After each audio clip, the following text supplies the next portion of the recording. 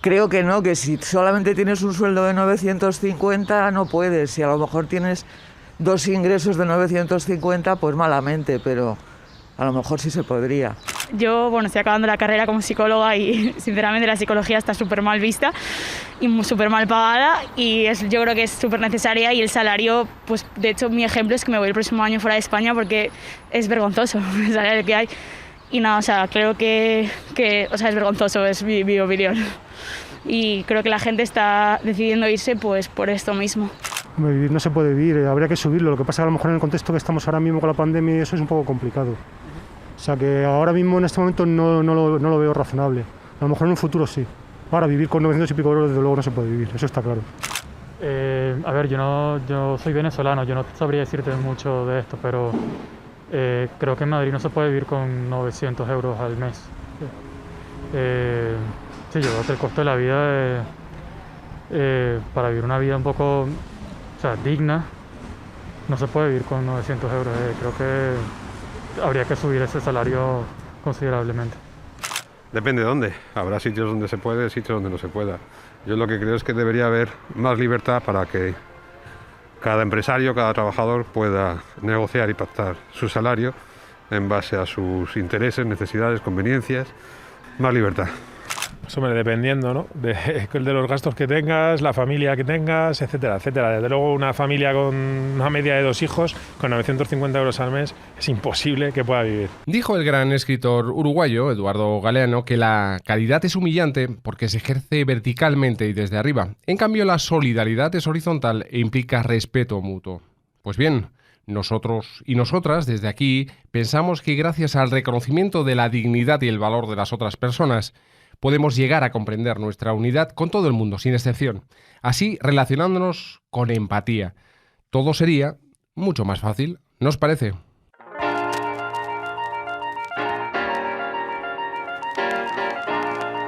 Gente con clase, el podcast de Comisiones Obreras. Hola, ¿cómo estáis? Dejamos al margen las citas un poco moñas, como del libro de Paulo Coelho. Saludos de José Julio Alonso en nombre del equipo de comunicación de Comisiones Obreras. Para la tercera entrega de nuestro Gente con Clase, traemos a esta mesa el salario mínimo interprofesional, o más concretamente, la necesidad de subirlo. Y queremos entrar en harina apartándonos todo lo posible de ideas preconcebidas y de falsos dogmas, que la verdad, hacen daño y mucho. Aunque el lenguaje es ideología, aquello que dijo el periodista Galeano, puede valer tanto para quienes defienden un punto de vista como el de otro, con esa ambivalencia, ¿no? ¿Qué queremos decir? Pues que si para algunas personas subir el SMI, el salario mínimo interprofesional, podría suponer una decisión solidaria, porque directamente mejora las rentas de las personas que menos tienen, para otras, congelarlo sería cuidar de no perder empleos. En fin. Pero por supuesto basta con rascar un poco para darse cuenta de algunas cosas.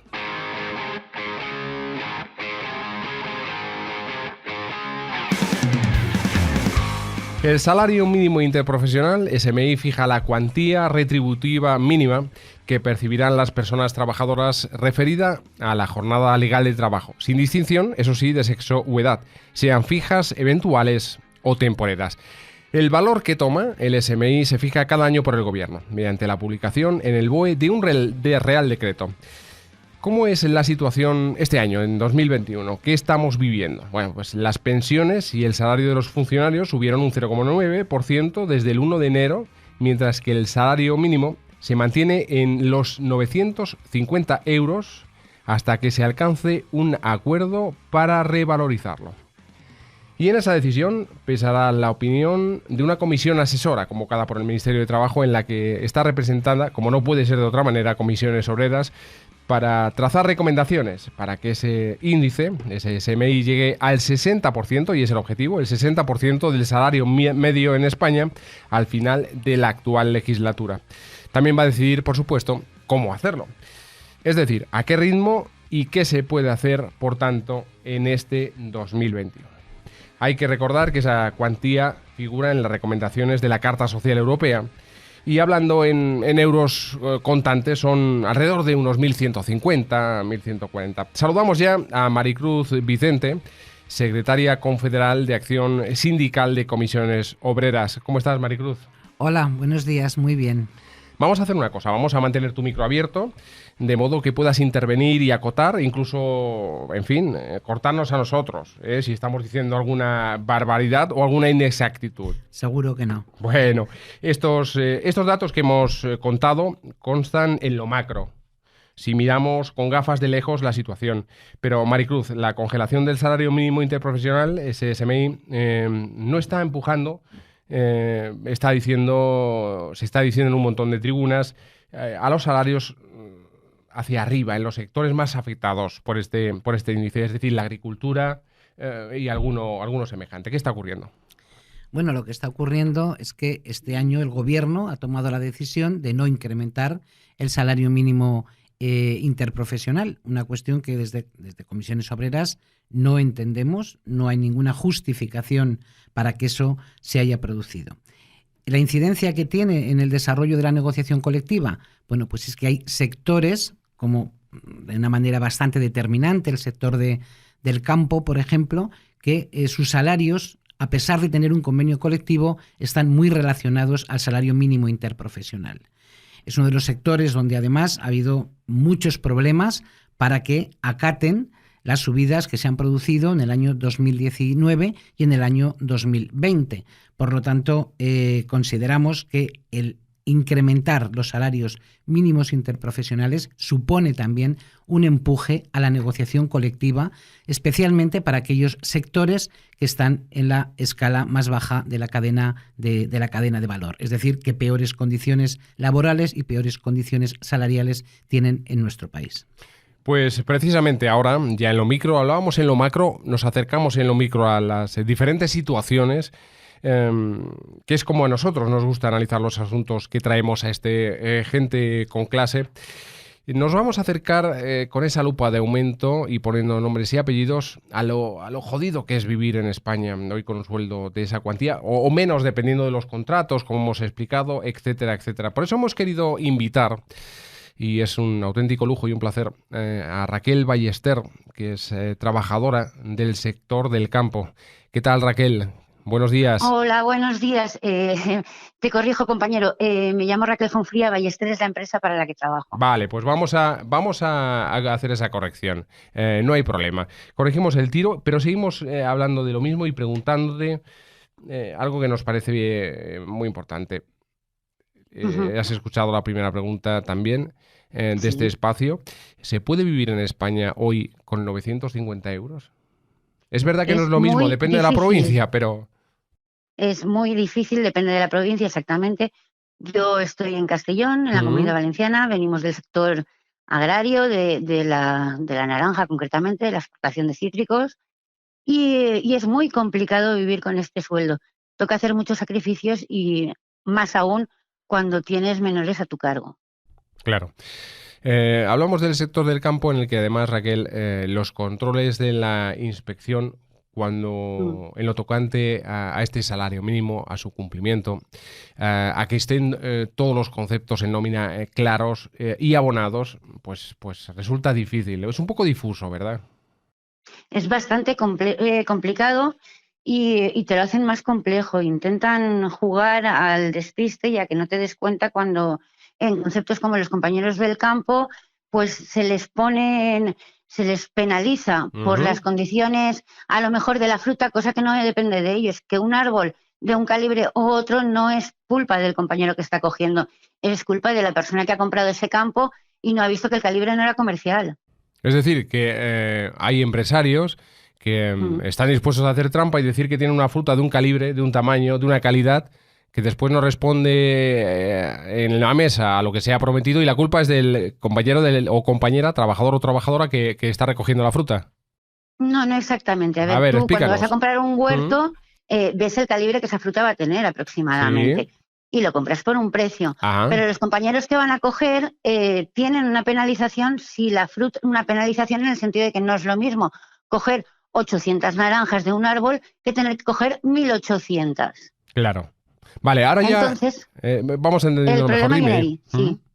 El problema viene ahí a que ellos pagan pues la gestión que se ha hecho previa sobre esa fruta. no te va a costar lo mismo de coger lo que estamos diciendo, esa cantidad de naranja, que una que es mucho mayor. Vale. Lo hemos entendido. El sector atraviesa, digamos, una serie de problemas estructurales. Destacamos alguno como en fin, la quiebra de la cadena de valor, todas esas cosas, ¿no? Pero, ¿qué está pasando con las grandes empresas de distribución, ¿no? Distribución comercial que reducen en exceso los precios que pagan a los productores. Ahí el problema no puede pagarlo el trabajador, la trabajadora. Quiero decir, que sería lo fácil, es la salida poco imaginativa. ¿Qué está pasando? Está pasando que el trabajador está pagando esta bajada de precios en los mercados. Es a nosotros a los que nos ha congelado los sueldos, y no de ahora, sino de la anterior crisis, en la que empezaron a equiparar el sueldo del hombre al de la mujer. Teníamos un 30% menos de sueldo, pero con la equiparación se hicieron varios recortes y la realidad es que ahora tenemos el mismo sueldo, pero que los hombres cobran lo mismo que cobrábamos las mujeres entonces. Madre mía. O sea, que se ha hecho a la inversa, ¿no? La equiparación. Sí. En lugar de a los salarios más altos, a los salarios más bajos. Se suponía que en papel era que nosotros íbamos a cobrar como ellos, pero la realidad nos ha dado de bruces cuando nos hemos dado cuenta que tras 2 convenios después estamos cobrando lo mismo, pero a la baja. Yo creo que eso tiene mucho que ver con la devaluación salarial que se ha producido a lo largo de toda la larga crisis del año 2008, que en realidad hasta el año 2018 no ha habido una recuperación efectiva de los salarios en nuestro país, y eso efectivamente ha tenido un reflejo claro en lo que estás comentando. Dicen en el sector que se han perdido alrededor de 35.000 empleos en el campo, y lo aparejan con las últimas 2 subidas del salario mínimo interprofesional. Pero nosotros tenemos la sospecha de que el campo español está viviendo un proceso de transformación, Maricruz, un problema estructural que no se ve afectado por este salario mínimo interprofesional. Probablemente sean otras cosas que no se atajan. Quiero decir, la raíz de ese problema que acabamos de tratar no puede ser nunca culpar al trabajador. Esa no puede ser la solución. Hombre, ahí en el tema del campo está claro que donde está el problema fundamental es en las grandes distribuidoras. Lo que hemos dicho, que sí. Efectivamente están ejerciendo un poder sobre los empresarios del campo, pero también entiendo que los empresarios del campo, en lugar de hacer frente a esa situación, tiran por la puerta del medio, por la calle del medio, la solución más fácil, que es no enfrentarse a las grandes distribuidoras a la hora de establecer los precios, sino que lo reducen o lo traducen a la reducción de los salarios de los trabajadores y de las trabajadoras, y piensan ser competitivos desde esa óptica.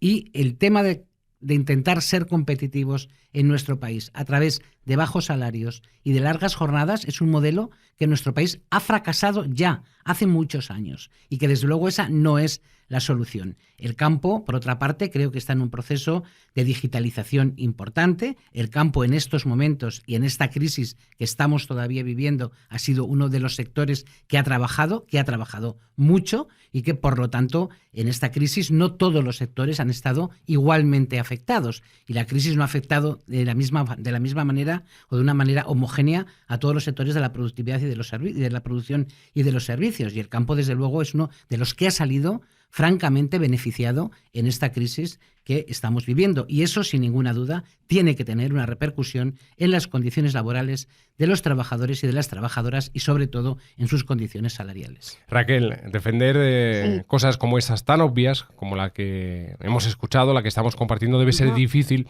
en un entorno, en un sector de poca densidad sindical, con problemas que son propios. ¿Cómo es tu día a día? Porque claro, es muy fácil. Yo vengo de un sector que el tema del cítrico en Valencia justamente somos el convenio agrario que mejores condiciones tenemos, porque somos un sector que históricamente nos hemos movido mucho, llevamos muchos años, y sí que en la parte en la que a mí me toca estamos bastante movilizados, hasta el punto de que este diciembre se convocó una huelga que se paró hasta a punto de ser realizada, que intervino Consellería de aquí de la Comunidad Valenciana para pararla, y firmamos un preacuerdo. Estoy hablando de lo que es manipulado de cítricos. porque nosotros nos partimos en dos, aunque sea campo, una parte es la parte de los cogedores, la gente que está en el campo propio, y luego estamos las mujeres que trabajamos en fábrica para que esto sea comercializado, con lo que es la selección del producto y el envasado para que salga al exterior. Perfecto. Vale, Raquel, sí.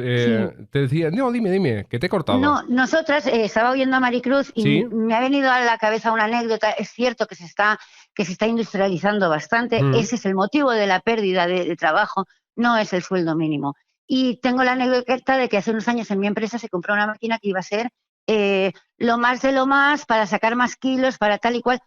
En pro de que se había comprado y se había hecho esa inversión, se nos pidió que se nos iban a rebajar el precio de la hora a 50 céntimos. La realidad es que las trabajadoras pagamos la máquina, y esto sirvió para que a día de hoy la plantilla se haya reducido en un 25%.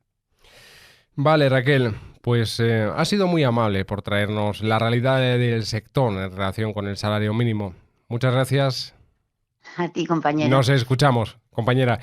Aquí están los datos y la experiencia, ¿no?, de una trabajadora, pero además algunos más, ¿no?, porque lo cierto es que los datos de los que disponen ahora los técnicos del Ministerio de Trabajo desmontan las teorías más agoreras, estas del SMI va a traer el fin del mundo, las 7 plagas de Egipto, etcétera, etcétera, ¿no? Porque la afiliación en el sector agrario, teniendo en cuenta a los cotizantes del régimen general y los ocupados en alta por jornadas reales en el sistema especial agrario, aumentó en 12.832 personas en 2019 en comparación con el año anterior. Es decir, un 2,5%. Y ya estaba la subida del SMI, queremos recordarlo.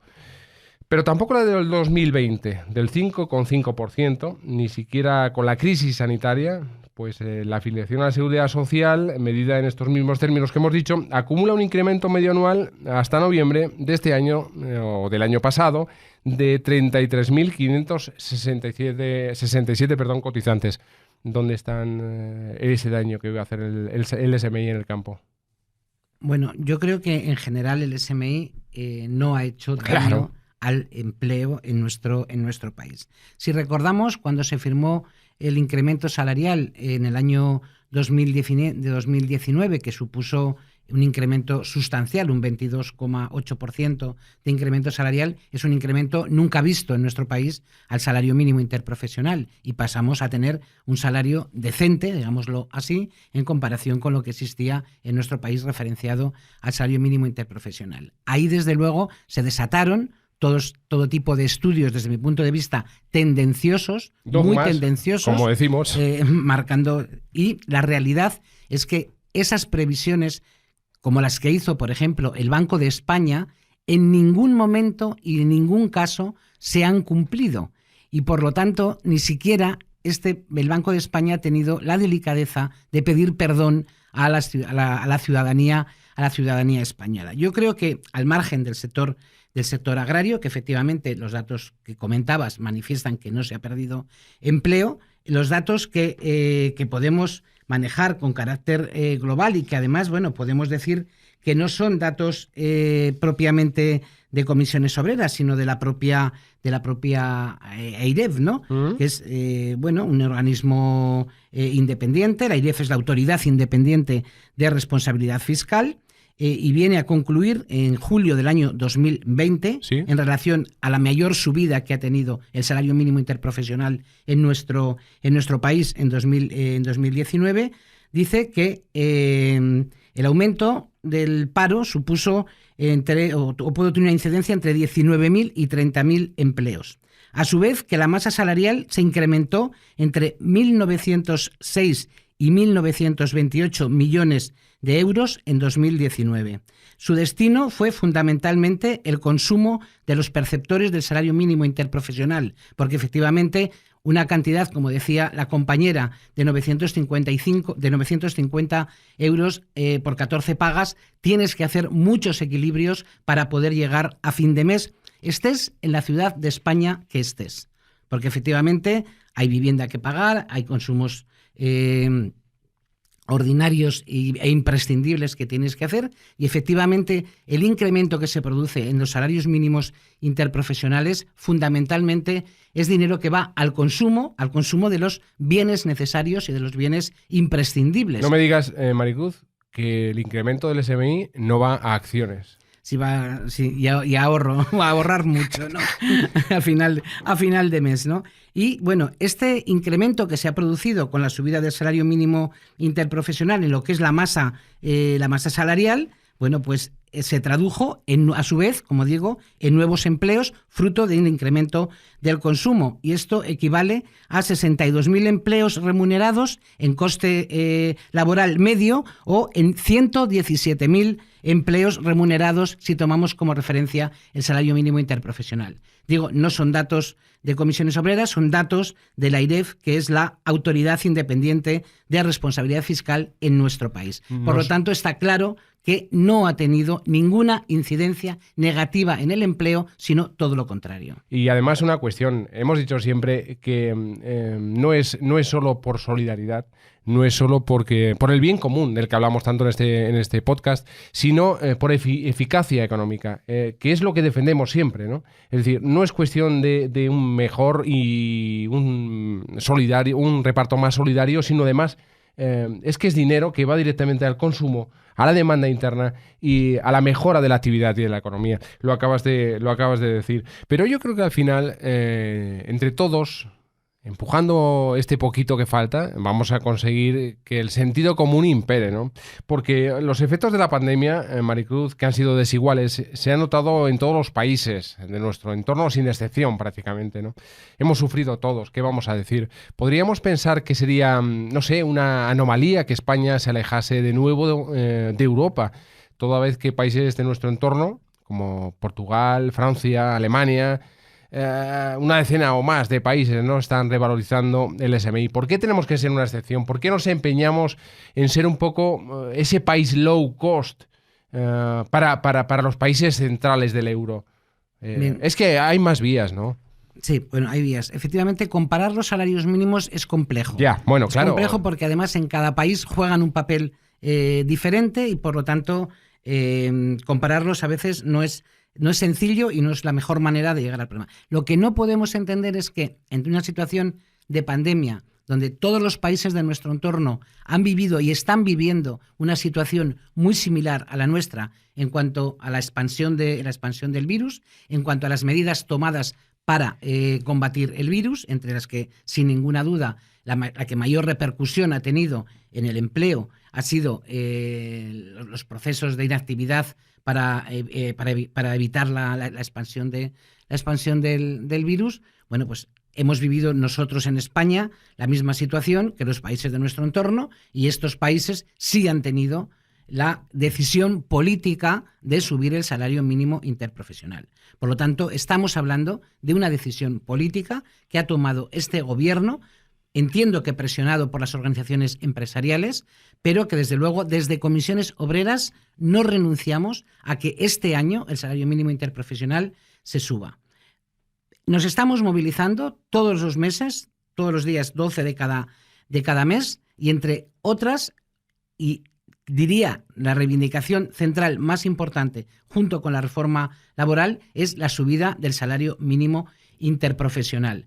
Se prevén unas situaciones económicas diferentes para el segundo semestre del año, en el que todo apunta a que la pandemia va a entrar en una vía de reducción. Estamos ya en un nivel de vacunación, no sé si muy importante, pero el proceso está en marcha, y que por lo tanto también las previsiones económicas están previstas, son radicalmente diferentes a las que tenemos en estos momentos, claro, de despegue del Producto Interior Bruto, de despegue de la economía, y donde esperamos que aquellas actividades que todavía no se han podido reactivar o se han reactivado de una manera un tanto precaria o deficiente, bueno, pues efectivamente son las que van a propiciar ese impulso para que la economía suba. Si hay un cambio de tendencia, ese cambio de tendencia se tiene que ver, sin ninguna duda, reflejado en el salario mínimo, en la subida del salario mínimo interprofesional porque todas las personas que están afectadas por este convenio son las que son el último eslabón de la cadena de valor. Y en esa cuestión se encuentran situadas por una parte los jóvenes y por otra parte, de una manera muy especial, las mujeres. A eso iba, Maricruz, porque acabamos de hablar con Mónica Noso, que nos ha traído la realidad del sector hotelero, ¿no? Las camareras de piso, porque son muchos, lo acabas de mencionar tú, ¿no? Los jóvenes, las mujeres, en fin, son muchos los economistas que apuntan a que este tipo de medidas en España ha supuesto una subida del 11,6% de los salarios, precisamente que has mencionado, ¿no? Las mujeres, los jóvenes, los sectores más precarizados que afectan, bueno, principalmente a los jóvenes también. Muy mala la medida, lo dicho, no parece. Al revés, todo, viendo los resultados, ¿no? Bueno, yo creo que todos los resultados nos indican efectivamente que la subida del salario mínimo interprofesional ha sido una medida no solamente justa, sino que era una medida necesaria. Claro, lo hemos dicho. El salario mínimo interprofesional no es tanto, diría yo, una cuestión de solidaridad, sino una cuestión de justicia social, una cuestión de que tenemos que tener salarios dignos en nuestro país y propiciar trabajos decentes para las personas que trabajan y para aquellas personas que dependen de aquellas personas que trabajan. Por lo tanto, es una cuestión de necesidad del país y de justicia social para si queremos tener realmente en nuestro país salarios decentes. Vamos a rascar un poquito, quiero decir, vamos a meterte en un pequeño compromiso, que no va a ser tanto, ya lo verás. Se ha planteado desde el sindicato un itinerario de subidas, porque no se trata, como muchos están diciendo, que estos comunistas bolivarianos vienen a subir el salario mínimo para que compre la gente garajes y acciones, como hemos dicho. No. Lo que queremos decir es que somos realistas, tenemos las cifras, tenemos los números, sabemos cuál es la realidad. Ese acuerdo, ese itinerario de subida no tiene por qué cerrarse en 2021. Quedan años de legislatura y se ha planteado un horizonte para esa legislatura. Bueno, aquí hay dos cuestiones en los itinerarios que nos hemos marcado. Por un lado está la negociación colectiva, por otro lado está el salario mínimo interprofesional, que es negociación también, pero es otro tipo de negociación, ¿no? En ambos ámbitos nos hemos planteado unos itinerarios de subidas salariales. ¿El por qué? Y creo que nadie debería de rasgarse las vestiduras ante esta situación. Uy, que no, ya verás. Durante la crisis que inició en el 2008, la devaluación salarial ha sido bestial en nuestro país, o como se dice ahora, brutal.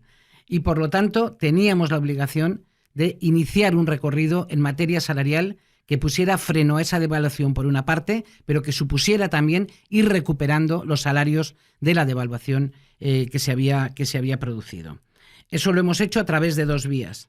Las dos vías son fundamentales. El salario mínimo interprofesional ha contribuido de una manera a que suban los salarios más bajos de los convenios colectivos, pero también la subida de los convenios colectivos, a su vez, va a tener una incidencia en la subida del salario mínimo interprofesional. Son dos elementos que evidentemente que se retroalimentan. ¿Y por qué? Nosotros, además de las subidas del salario mínimo que hemos acordado con las organizaciones empresariales y con el gobierno, quiero decir, los sindicatos con las organizaciones empresariales y con el gobierno, ha ido acompañado también de un acuerdo con los empresarios para desarrollar la negociación colectiva durante los años 2018, 2019 y 2020, lo que es el Acuerdo Interprofesional por el Empleo y la Negociación Colectiva, conocido como el cuarto ANC.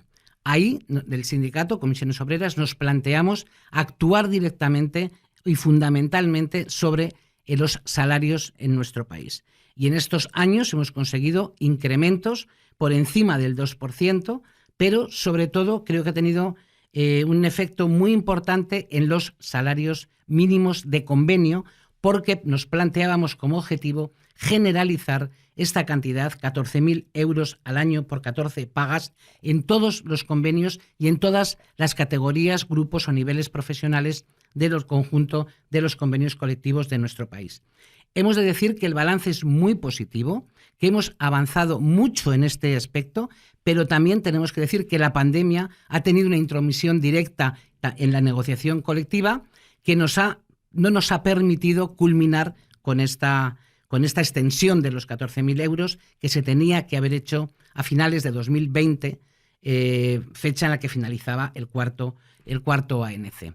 Por lo tanto, para nosotros, al margen de que el cuarto ANC haya finalizado, tenemos todavía una cuestión pendiente, que es generalizar esos 14.000 euros por una parte y, por otra parte, seguir incrementando el salario mínimo interprofesional. Cuando decía que se retroalimentaban es porque efectivamente en lo que se está trabajando es en estudiar con nitidez cuáles son las medias salariales que tenemos en nuestro país, porque el objetivo y el compromiso de este gobierno es que al final de la legislatura este salario mínimo interprofesional, lo habías comentado tú, Julio, en una de tus intervenciones, este salario mínimo interprofesional sea el equivalente como mínimo al 60% del salario medio de nuestro país. Por lo tanto, cuanto más incrementemos los convenios colectivos, más vamos a poder incrementar el salario mínimo interprofesional. Y por otra parte, cuanto más alto sea el salario mínimo interprofesional, más afección va a tener en los convenios colectivos, sobre todo en aquellas categorías más bajas y que cuesta más el incrementar sin ese apoyo del salario mínimo interprofesional. Esto creo que se me ha entendido. Sí, pero yo creo que la gente al final dice, con lo que se tiene que quedar, Maricruz, corrígeme si me equivoco, que yo creo que se tiene que quedar es que consulte su nómina, consulte todos los complementos, que se apare un poquito, se rasque un poquito así el cogote, piense lo que le están pagando, los conceptos, y si no, que acuda a su sindicato, que es un verdadero manual de instrucciones para entender su nómina, que pregunte y le van a decir, ¿no? Qué es lo que está pasando, cómo está cobrando, etcétera. Porque es irrenunciable. Nadie puede estar cobrando, aunque sea por horas, aunque sea el tipo de el salario mínimo interprofesional está determinado por mes, por día, por año y por horas. Para todos también. los contratos, efectivamente, todo el mundo está indexado. Los 950 euros se entiende para una jornada completa de trabajo, pero los contratos parciales o los contratos por horas también tienen establecido su referencia al salario mínimo en la proporción del tiempo que trabaje, y está establecido también el precio hora para aquellos trabajos que son por horas. Por lo tanto, está bien determinado qué es lo que se tiene que pagar en concepto de salario mínimo interprofesional. Y si al rascarse la cabeza uno entra en duda, lo mejor ir al manual de instrucciones. Acude una persona a Comisiones Obreras, se le explica, y si no, se actúa en consecuencia. Lo dicho, Maricruz, muchas gracias. Pues muchas gracias a vosotros. Gracias por traernos. Se me ha hecho corto esto a mí. Sí, bueno, eso es buena señal, Tendremos que repetir. Seguimos hablando, va a haber más oportunidades. Nos vemos en 15 días, que la cita continúa vigente. Ya sabéis, gente con clase. Chao, cuidaos.